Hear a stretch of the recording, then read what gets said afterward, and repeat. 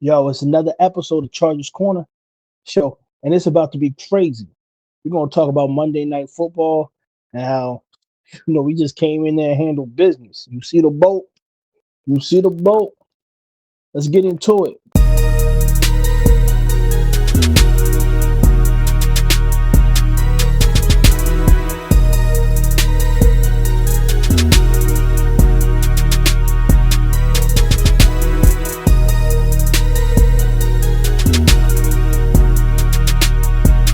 But first of all, shout out to the people that pay me. Is this Michael on podcast? What's up? Yo, it was a crazy game. I'm still on a somewhat of a high. I knew he was gonna win. I've been telling everybody that Geno Smith is not who everybody says he is. He's an average quarterback at best. This should be something we should be able to handle. Easy. And that's what the defense did, first of all. Jesse Minter, come on. Come on down. We're going to keep talking Jesse up, and then he's going to be gone next year. And I hope that doesn't happen. I hope Jesse waits until we win a championship. And it sounds like it could be soon. But, hold off.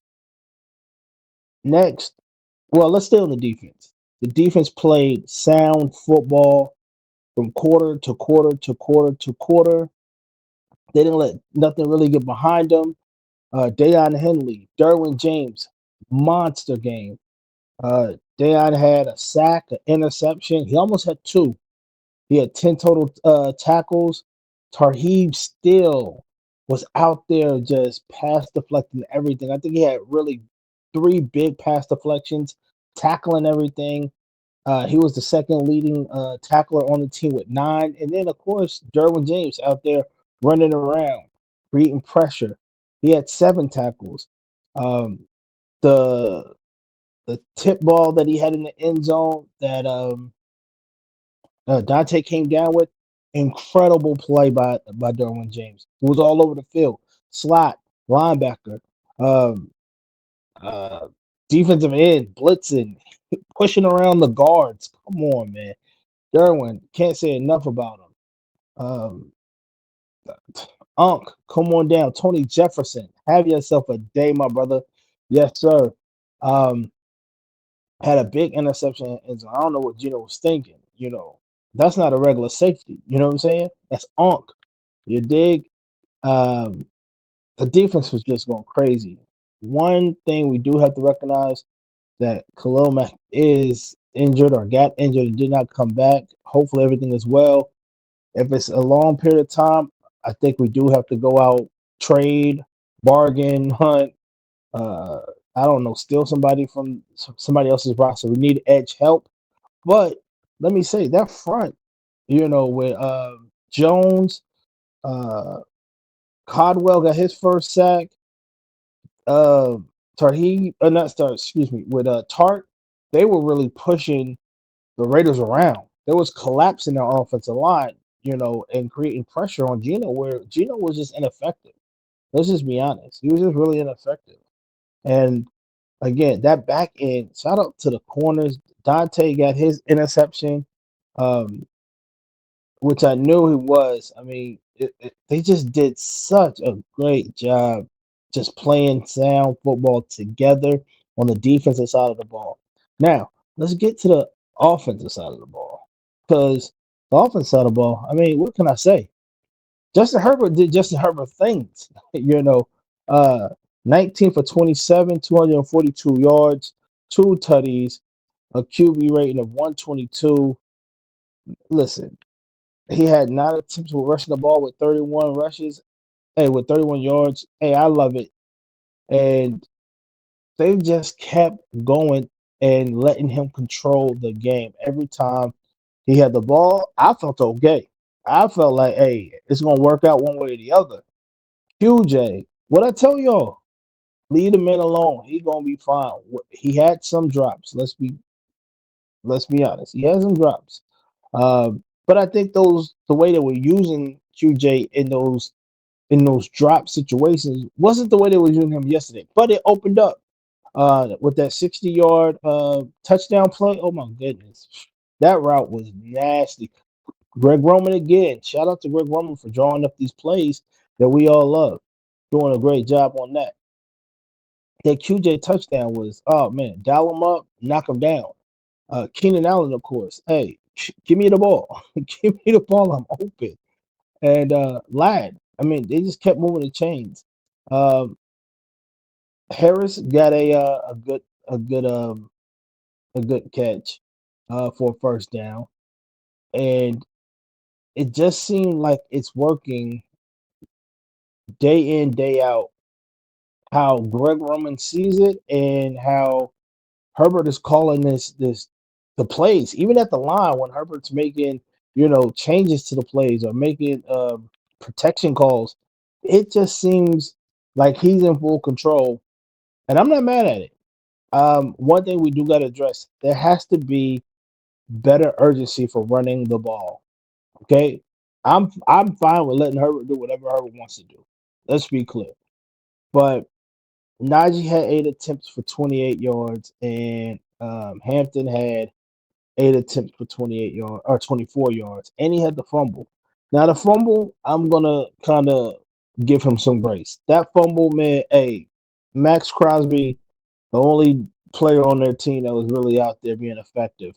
And when I say effective, he was in that backfield too much. They were chipping, they were double, triple teaming him, and he's just a man on a mission. Shout out to Max Crosby, loser. Anywho, um, so they got to clean that. They got to figure out how to draw up the run plays for these two running backs so they can be effective in the game as we move forward. Because sooner or later, we're going to have to lean on that. But besides that, everybody did their thing. Again, Greg Roman just dialed up more and more routes and allowed Herbert to just go to the line, pick and choose what he wanted to do, and pick these guys apart. I mean, sheesh, there was literally nothing they could do. Nothing. I mean, there was the stop in the red zone. I think was it on the 2, and they kicked the field goal. Um, mm, I get it was okay because they leaned on their defense. I'm not too mad at that. Again, gotta be better in the red zone. But for the most part, I mean, what more can we say except the run game needs to pick up? Because even in that, it could have helped out in that call. I think Greg Roman only had really one bad call, and that was the sweep on fourth and 3? No, we can't do that. We gotta be better than that. You can't give the jet sweep to Darius Davis, who hasn't really been on the field like that. He's probably cold.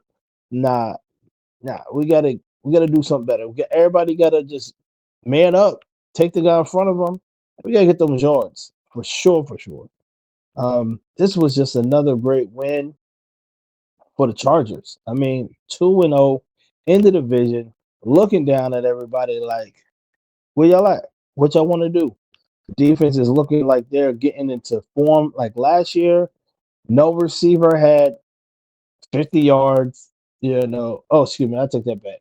One receiver had 68 yards. Everybody else was under 40. Again, no touchdowns allowed. The running game was non-existent for the uh, for the Raiders. And let me be clear. Genty started, he started to get a little crazy back there. You know what I'm saying? But who cares? Because you lost. It doesn't matter. Loser. Anywho, um, but besides that, I mean, again, the Chargers kept everything in front of them, played their style of football, and made the Raiders have to adapt to them, which they couldn't do. They couldn't do. I think that the Broncos are going to be a test. I think it's going to be their biggest test. I think the Broncos are better than the Chiefs, and I think the Broncos are better than the Raiders. The Raiders, obviously. So when it comes down to it, if we can go 3-0 and start this thing off 3-0, this team is going to have is going to push for not just a playoff spot, but to run the AFC West. And right now, I mean, they run it. I mean, they're 2-0.